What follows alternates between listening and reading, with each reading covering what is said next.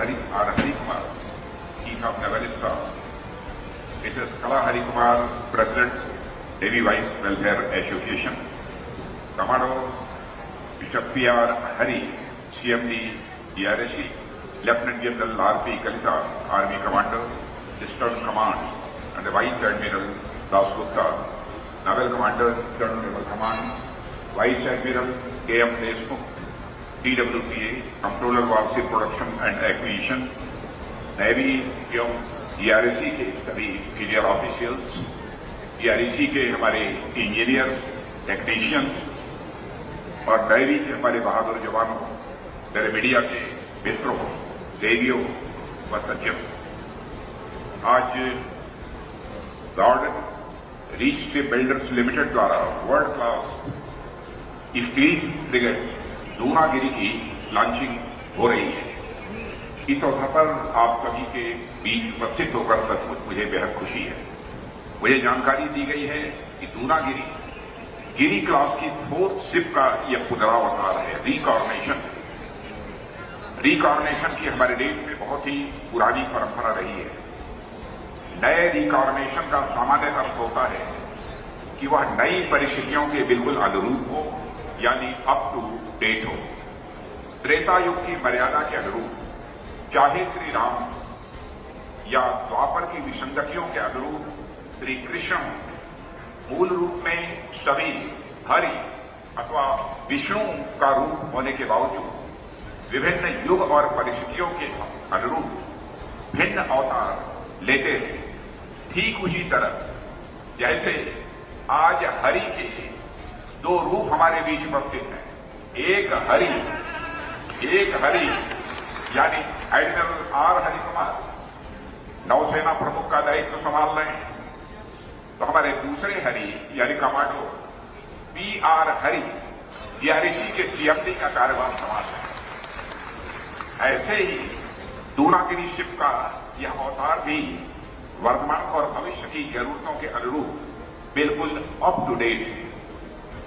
साथियों, Dunagiri multi dimensional capabilities के साथ वर्ल्ड क्लास स्टील फ्रिगेट होगी, जो समुद्र से लेकर आसमान और अंडर वाटर तक में दुश्मनों को पूरी तरह तबाह कर सकेगी। इसकी लॉन्चिंग DRSC के गोल्डन जर्नी का एक नया और महत्वपूर्ण पड़ाव है, ऐसा मेरा मानना है।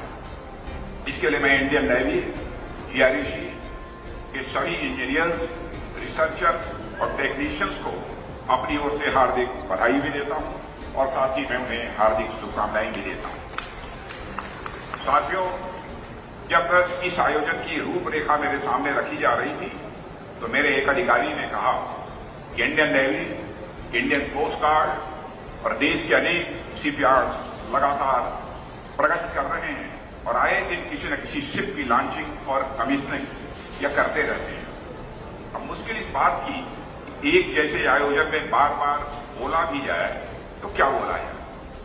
मुझे नहीं मालूम कि इस बात को आपके सामने रखा जाए या नहीं रखा जाए, यह तो मैं नहीं कह सकता। लेकिन मैंने कहा कि बात तो सही है, पर मैंने उनसे एक बात कही जो किसी समय प्राचीन ग्रीक फिलॉसफर हेराक्लिटस ने कहा था। उन्होंने कहा था, no man ever steps in the same river twice, for it is not the same river and he is not the same man. यानी एक ही जैसी दिखने वाली नदी में भी कोई मनुष्य दोबारा नहीं उतर सकता, क्योंकि अच्छा खासा पानी गुजर जाने के कारण एक तो नदी वही पुरानी नदी नहीं रह जाती है, और वक्त गुजरने के कारण वह मनुष्य, पुराना मनुष्य भी नहीं रह जाता है। ऐसे में एक जैसा आयोजन होने के बावजूद मैं हर आयोजन को नए रूप में देखता हूं और साथ ही मैं स्वयं को भी हर बार नए रूप में पाता हूं। इसलिए आप लोग जितने भी शिप्स की लॉन्चिंग और कमीशनिंग में मुझे आमंत्रित करेंगे, मैं हर इवेंट में पूरी ऊर्जा और उत्साह के साथ उपस्थित रहने का प्रयास करूंगा। इसके लिए मैं आप सबको आश्वस्त करना चाहता हूं। साथियों, जिस जगह हम सभी आज यहां उपस्थित हुए हैं, यानी आमार सोनार बांग्ला, अनपैरेलल है, अतुलनीय है। हजारों वर्ष पहले यहीं के ताम्रलिप्ति पोर्ट के माध्यम से अनेक देशों के साथ हमारे ट्रेड रिलेशंस भी हुआ करते थे। 11वीं सेंचुरी में यह प्रांत भारत की स्ट्रांग लेवल पावर का साक्षी बनता है, जब राजेंद्र चोल प्रथम अपनी नौसेना के सहारे बे ऑफ बंगाल और शिलोंग, जावा, सुमात्रा आदि के विजय अभियान पर निकलते हैं। बे ऑफ बंगाल पर उनके अधिकार के कारण यह जल क्षेत्र चोल लेक कहलाया। और साथियों, 15वीं सेंचुरी में चैतन्य महाप्रभु ने भक्ति योग का प्रचार प्रसार कर आम जन को समरसता का पाठ पढ़ाया, हार्मनी का पाठ पढ़ाया और उन्हें अध्यात्म से जोड़ने का भी काम किया। 19वीं सेंचुरी में यह प्रांत नव जागरण का प्रवेश द्वार बना और राजा राम मोहन राय जैसे विद्वानों और समाज सुधारकों ने एक ओर पूरे देश में सामाजिक परिवर्तन की शुरुआत की, तो दूसरी ओर भारतीयों की पश्चिम के ज्ञान विज्ञान से परिचय कराने में एक ब्रिज का काम किया। महर्षि अरविंद और स्वामी विवेकानंद ने स्पिरिचुअलिज्म यानी अध्यात्म को राष्ट्र और समाज से जोड़ते हुए उसे व्यवहारिक धरातल पर लाने का काम किया।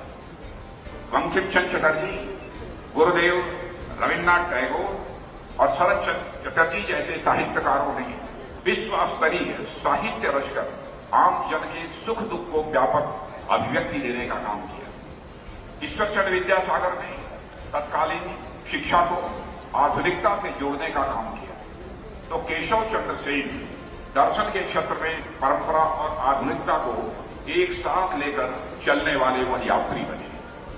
साइंस के क्षेत्र में भी यहां के जगदीश चंद्र बसु, सत्येंद्र नाथ बोस जैसे साइंटिस्ट ने अनेक महत्वपूर्ण कंट्रीब्यूशन दिए हैं।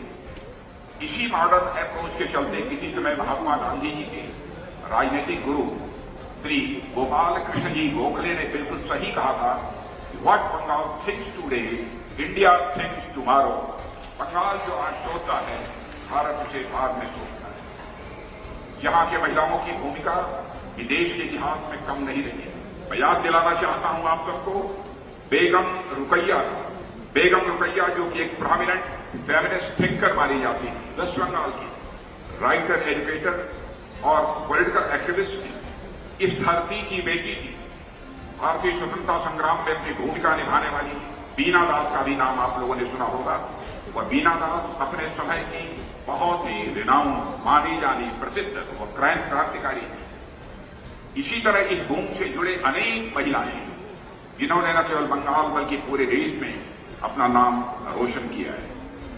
आज जब हमारा देश अपनी आजादी के 75वें वर्ष में आजादी का अमृत महोत्सव मना रहा है, तो मातृभूमि के लिए अपना सर्वस्व बलिदान कर देने वाले बंगाल के वीर सपूतों को भला मैं कैसे भूल सकता हूं।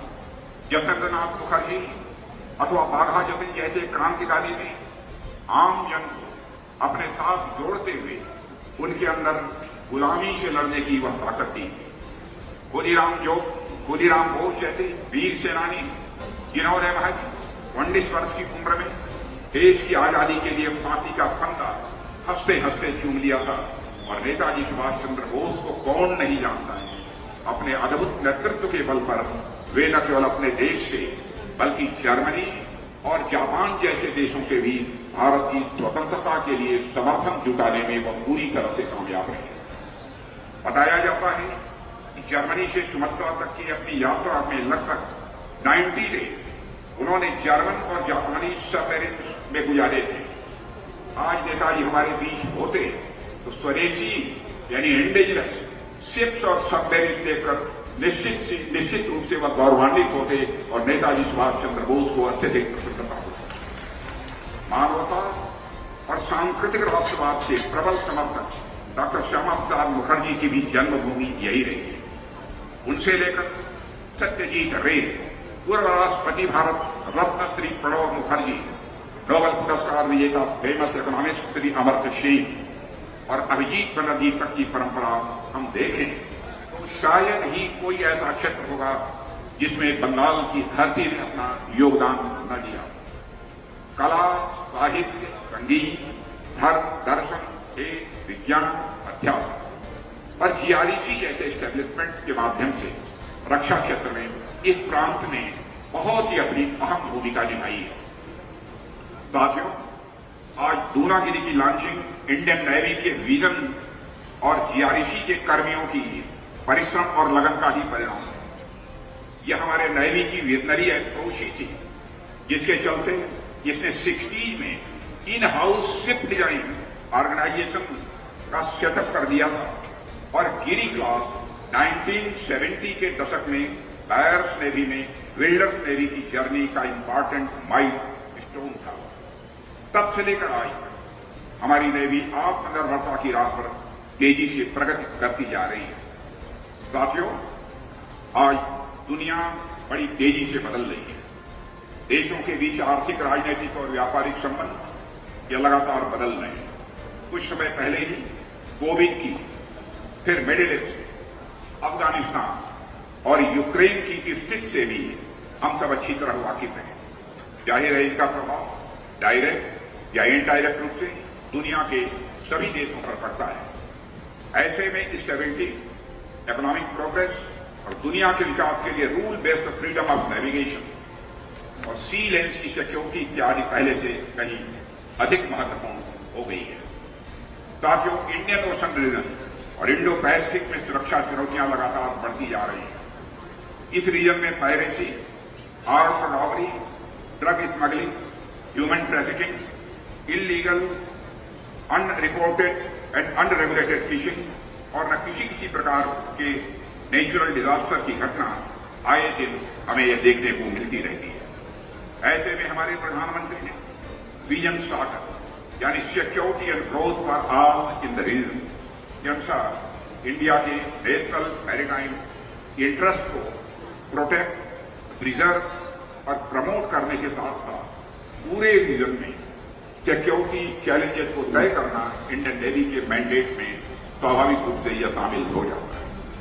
साथियों, इस प्रकार की कैपेबल वारशिप की लॉन्चिंग हमारी नेवी की यह बढ़ती हुई इंडिजिनस डिजाइन स्ट्रेंथ और इंडियन शिपयार्ड्स, एंसिलरी इंडस्ट्री और एमएसएमई की हाई टेक्निकल कैपेबिलिटी यानी भारत की आत्मनिर्भरता को यह दर्शाता है। हमारे प्रधानमंत्री जी ने जिस आत्मनिर्भर भारत की राह हम सबको दिखाई है, वह कोई आइसोलेटेड पॉलिसी नहीं है। यह भारत में हो रहे विशाल ट्रांसफॉर्मेटिव चेंज का ही यह एक हिस्सा है। इसका उद्देश्य सभी के लिए सोशियो इकोनॉमिक डेवलपमेंट सुनिश्चित करते हुए एक नए भारत का निर्माण करना है। साथियों, हमारी नेवी को इंडियन ओशन रीजन में किसी भी मिशन के लिए हमेशा तैयार और रिस्पॉन्स रेडी रहना होगा और डोमेस्टिक और इंटरनेशनल किसी भी कंटिजेंसी के दौरान फर्स्ट रेस्पॉन्डर बनने का के लिए प्रयासरत रहना होगा। हमें रीजन में हमारे फ्रेंड्स और पार्टनर्स की जरूरत के समय उन्हें सपोर्ट करने के लिए भी हमें सदैव तैयार रहना होगा। साथियों, अभी हाल में ही स्पेन में ऑटोनमस अंडर वाटर ड्रोन द्वारा ड्रग स्मगलिंग होती हुई पाई गई है। अनलॉफुल एक्टिविटीज के ऐसे नए नए माध्यम सामने आ रहे हैं जो पहले कभी नहीं देखे गए। ऐसे में हमारी नेवी, इंडियन कोस्ट गार्ड और सर्विलेंस एजेंसी को और अधिक चौकस रहना होगा। इसके लिए हमें अपने इंफ्रास्ट्रक्चर और एसेट में बढ़ोतरी करनी होगी ताकि हम इन चुनौतियों से निपटने में अहेड ऑफ द कर्व रहें। साथियों, नई कंडीशंस के अनुसार अपनी ट्रेनिंग को भी रीओरिएंट करना यह आज की बहुत ही महत्वपूर्ण जरूरत है। इसी तरह डार्क एंड ग्रे शिपिंग की चुनौतियों भी हमारे सामने विद्यमान है। अनेक ऐसी मिलिट्री वेजल्स हैं जो आसपास की सीज में मंडराती हैं और उनका इरादा यह साफ नहीं होता है, या अनेक सिविल वेजल्स भी ऐसे होते हैं जो इलीगल एक्टिविटीज में वह लिप्त होती हैं। ऐसे में रिमोट सेंसिंग टेक्नोलॉजी और सैटेलाइट डाटा और इमेजरी से संबद्ध मैरीटाइम ट्रैकिंग एप्लीकेशंस के माध्यम से अनयूजुअल एक्टिविटीज और थ्रेट्स को रोकने के प्रयासों में बढ़ोतरी यह हमारे लिए और अधिक आवश्यक हो जाती है। मुझे खुशी है कि हमारी नेवी अपनी कैपेबिलिटी और इंड्योरेंस में बढ़ोतरी करने के लिए लगातार कोशिश कर रही है। साथियों, भारत अपने सभी पड़ोसी देशों से मैत्री का संबंध चाहता है। इसके लिए भारत लगातार प्रयास करता रहा है। श्रीलंका हो, नेपाल हो, भूटान हो, म्यांमार हो, मालदीव हो या फिर बांग्लादेश, हमने सभी के साथ मधुर और मजबूत संबंध बरकरार रखे हैं। श्रीलंका आज जिन कठिन परिस्थितियों से गुजर रहा है, आप सभी अच्छी तरह वाकिफ हैं। हालांकि कोविड और यूक्रेनियन कॉन्फ्लिक्ट के चलते भारत भी प्रभावित हुआ है, उसके बावजूद हम अपने मित्र श्रीलंका की यथासंभव मदद करने की कोशिश कर रहे हैं। इसी तरह कोविड के संकट के दौरान नेपाल, मालदीव आदि देशों को भी हमने विभिन्न ऑपरेशन के तहत मेडिसिन और अन्य जरूरी सामान भेजकर उनकी मदद की थी। और साथियों, आज अगर बांग्लादेश प्रगति का राह पर तेजी से बढ़ रहा है, सचमुच पड़ोसी होने के नाते भारत को इसकी बेहद खुशी है। यह राष्ट्र धार्मिक उन्माद, कट्टरपंथ और संकीर्णता को पीछे छोड़ते हुए मॉडर्नाइजेशन, मॉडरेशन, सेकुलरिज्म, महिलाओं और समाज के अन्य सभी वर्गों के विकास का रास्ता पाकर तेजी से आगे बढ़ रहा है। बांग्लादेश ने जो सोशियो इकोनॉमिक डेवलपमेंट किया है, वह दुनिया के अनेक देशों के लिए एक आदर्श प्रस्तुत करता है। साथियों, हमारा एक पड़ोसी मुल्क जो धर्मांधता, कट्टरपंथ और संकीर्णता से बुरी तरह जूझ रहा है, वह खुद भी गरीबी, बेरोजगारी और आतंक से परेशान है और यदाकदा भारत को भी परेशान करता रहता है। उसे बांग्लादेश से बहुत कुछ सीखने और आत्मविश्लेषण करने की जरूरत है।